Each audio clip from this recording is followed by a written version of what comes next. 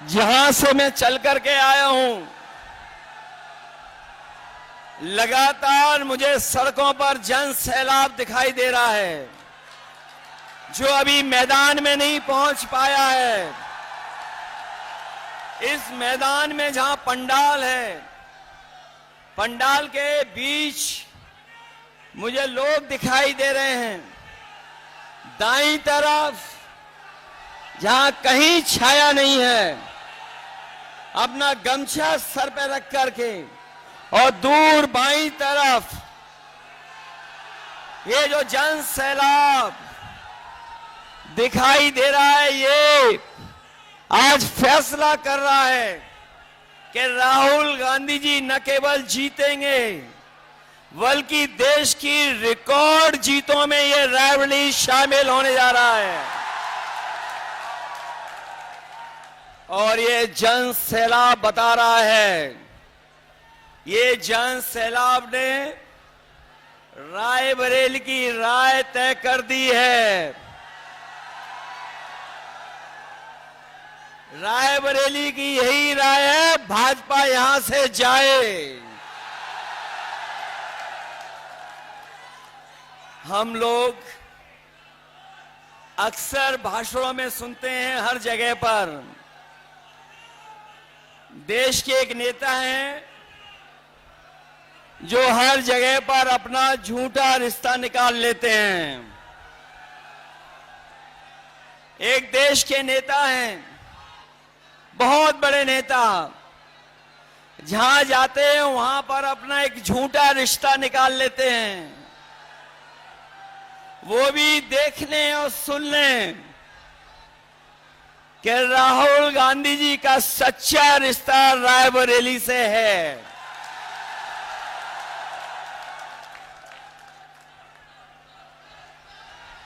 ये रायबरेली से सच्चा रिश्ता है।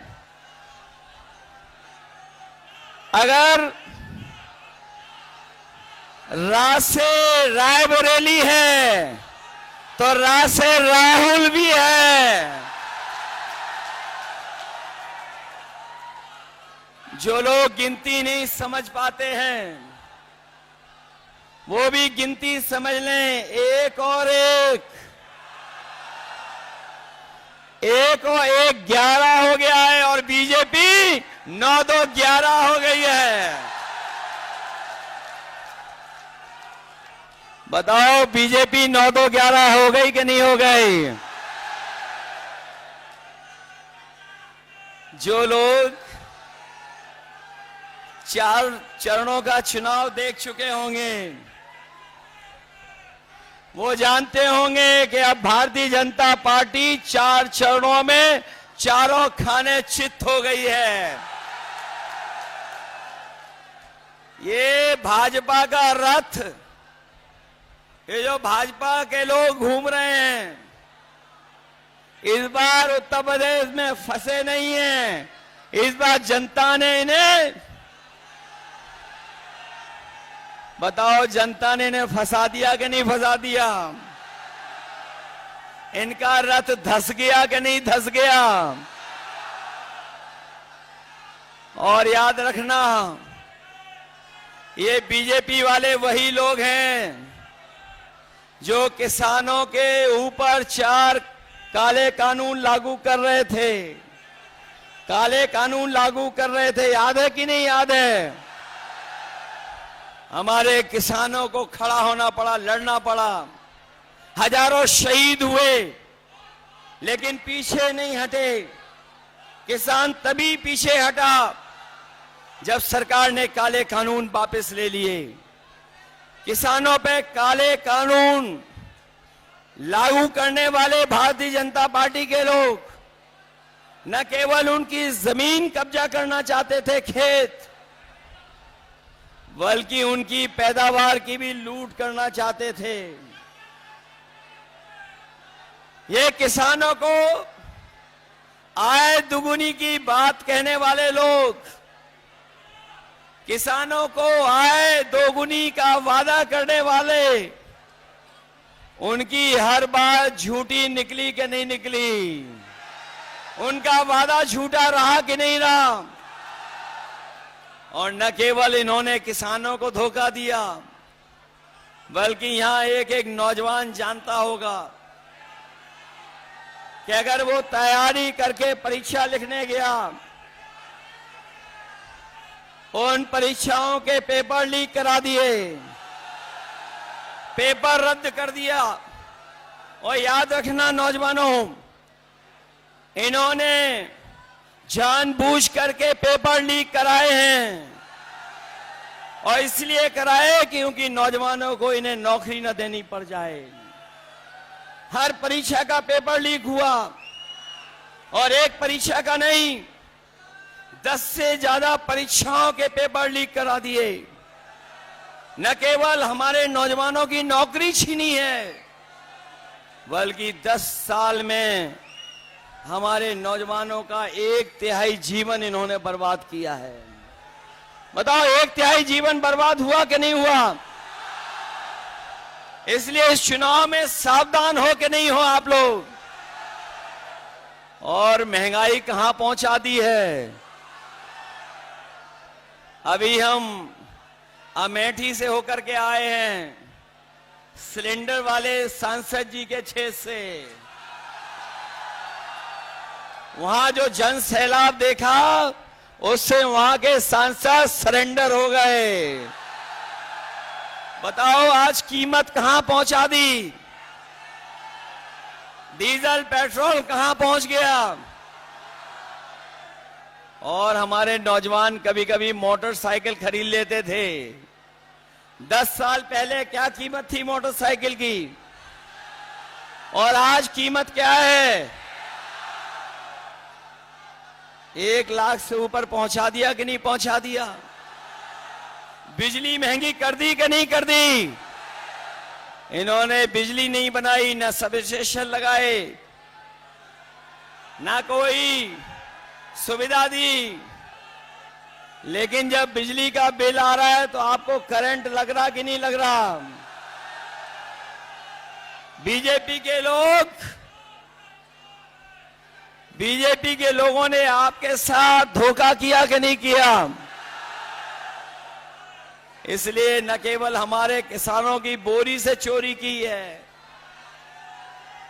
बोरी से चोरी हुई, पहले 5 किलो, फिर 5 किलो, बताओ 10 किलो की चोरी हो गई कि नहीं हो गई? और जो नैनो यूरिया देते हैं, नैनो यूरिया तभी खरीदते हैं, या नैनो यूरिया को बिकवाने के लिए नया फार्मूला निकाला है कि जब तक डीएपी नहीं लोगे तब तक, या नैनो यूरिया नहीं लोगे तो डीएपी नहीं मिलेगी। ये सुनने में आ रहा है जिसने नैनो यूरिया बनाई वो भी भारत छोड़ के चला गया। इधर बीजेपी के लोग बड़े घबराए हुए हैं।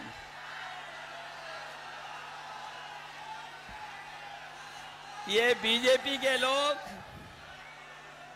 बड़े घबराए हुए हैं, और दिल्ली वालों ने जब से सुना है कि इंडिया गठबंधन गरीबों के लिए फैसले ले रहा है, ये दिल्ली वालों ने जब से सुना है,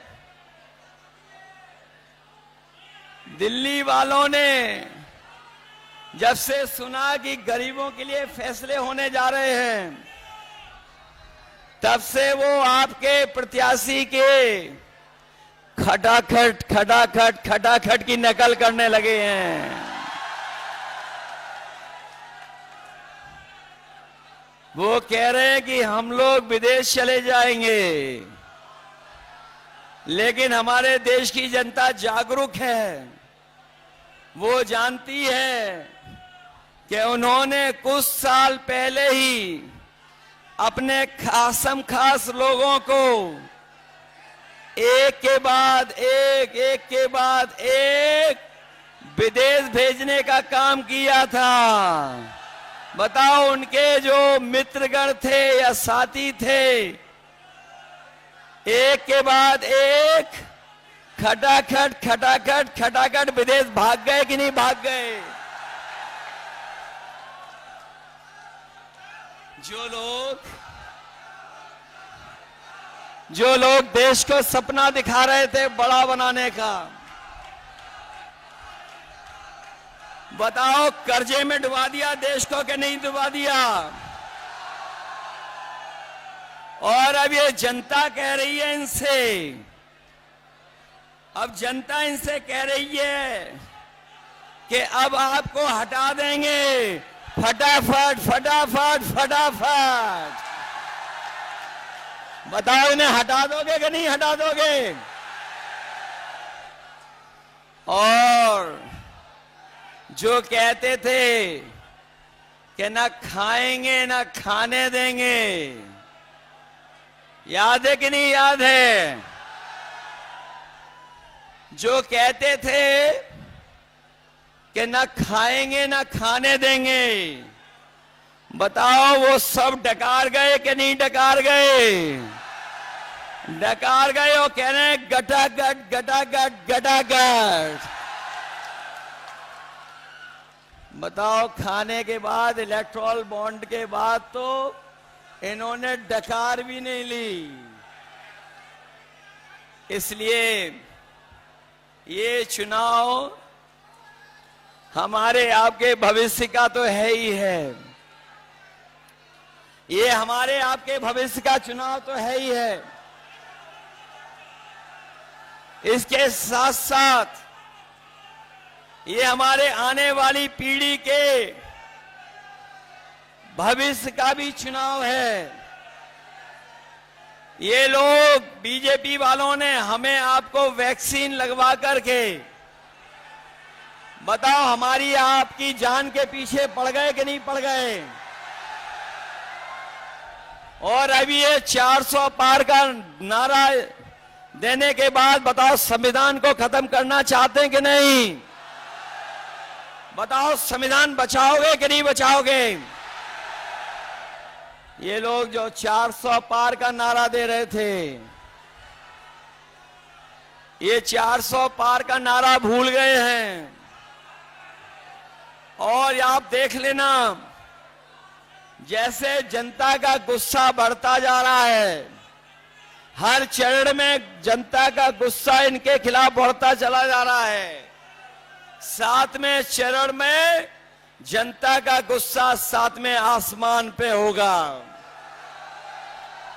इन्होंने किसान, नौजवान, व्यापारी और संविधान हर एक वर्ग को धोखा दिया। यही देश के प्रधान सांसद आए थे और कह रहे थे हम छुट्टा जानवर की समस्या का समाधान कर देंगे। हमारे किसानों को खेतों पे तार लगवाने पड़ गए। आए दिन किसी की जान जा रही है, कोई सुरक्षित नहीं बचा है। और अब तो ये जो 400 पार का नारा देने वालों को जनता कह रही है, और देश की 140 करोड़ की जनता कह रही है कि इस बार इनको 140 सीटों के लिए भी तरसा देंगे, क्योंकि इन्होंने आरक्षण भी हमारा छीनने का काम किया है। ये हमारे 69,000 वाले शिक्षक भर्ती, ये जानते होंगे, शिक्षा मित्र वाले जानते होंगे, या जिन्होंने तमाम नौकरियां की परीक्षा लिखी वो जानते होंगे कि इस सरकार में सब उल्टा पुल्टा हो रहा है। न केवल नौकरी छीनी जा रही है, नौकरी ना दें जिससे हम आरक्षण नहीं देना चाहते हैं, वहीं 69,000 वाले हर जगह पर बैठे रहे, सालों साल आंदोलन किया, लेकिन उसके बाद भी उन्हें न्याय नहीं मिला। हम अपने किसान, नौजवान और आम लोग कह के जा रहे हैं, ये इंडिया गठबंधन और समाजवादी लोग आने वाले समय में 4 जून के बाद जब बदलाव होगा तो आपकी हर समस्या का समाधान हम लोग करने का काम करेंगे। इसलिए आप सबसे मैं अपील करने आया हूं आप सबसे मैं अपील करने आया हूं, ये चुनाव रायबरेली का पूरा देश देख रहा है, पूरे देश की निगाहें लगी हुई हैं और विशेष हम अपने समाजवादी साथियों से कहेंगे जो यहां पर हैं सभा में और जो हमारे मंच पे भी साथी बैठे हैं कि सब लोग मिलकर के कांग्रेस पार्टी के प्रत्याशी राहुल गांधी जी को ऐतिहासिक वोटों से जिता देना। और जब देश की बड़ी जीतों की गिनती हो, जब देश के बड़ी जीतों की गिनती हो, तो उस गिनती में भी समाजवादियों रायबरेली को शामिल कर देना। बताओ कितने वोट से जिताने जा रहे हो? उसके लिए घबराओगे तो नहीं आप लोग? सुना है बीजेपी का जो प्रत्याशी है वो भू माफिया है।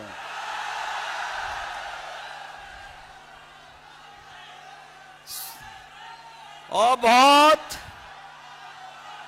बताओ बहुत धोखेबाज है कि नहीं है? अब मैं अपने कांग्रेस पार्टी के कार्यकर्ताओं से पूछूंगा, बताओ आपको धोखा दिया कि नहीं दिया? समाजवादियों आपको धोखा दिया कि नहीं दिया? ये जो समय समय पर बुलडोजर लेकर के चलते थे, बताओ अपने वोट का बुलडोजर चलवाओगे कि नहीं चलाओगे? और अगर आपको बूथ पे रोके तो रुक तो नहीं जाओगे? ये रायबरेली वाले हैं, बूथ का रास्ता ढूंढ लोगे कि नहीं ढूंढ लोगे? ऐसा तो नहीं कि अगर आपको रोके तो आप रुक जाओ। इनको अपना बूथ तो नहीं लूटने दोगे, इसलिए हराओ ऐसे भूमाफिया को और धोखेबाज को। बताओ धोखा दिया कि नहीं दिया? सुनने में आया है कि हमारा दूसरा धोखेबाज भी यूं ही चला गया है।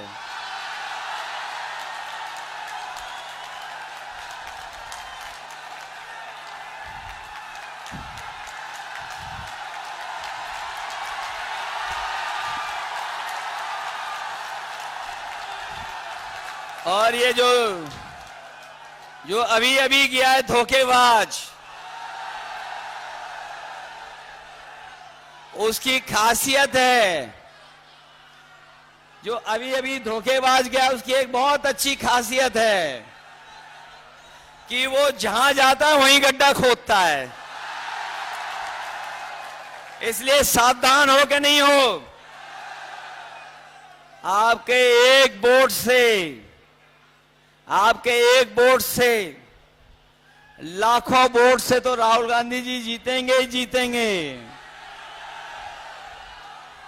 लेकिन इन धोखेबाजों से भी हिसाब किताब होगा। मैंने सुना है कि कोई धोखेबाज जो समाजवादियों को धोखा देकर के अपने घर पर 2 नंबर वाले नेता को बुलाया था।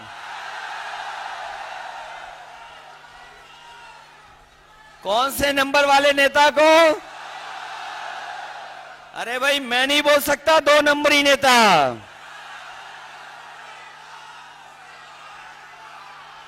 तो इसलिए रायबरेली वालों और समाजवादियों, ये आपकी भी परीक्षा है कि अगर कांग्रेस पार्टी आगे बढ़ रही है तो 5 लाख से ज्यादा वोट जिताने का काम करना, इसलिए जिताना। यही निवेदन, यही अपील करने आया हूं।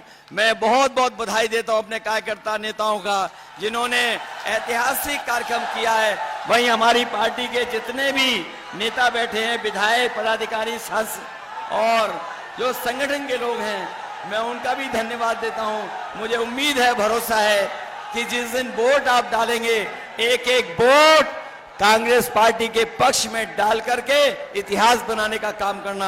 आप सबको बहुत बहुत धन्यवाद और बहुत बहुत बधाई देता हूं।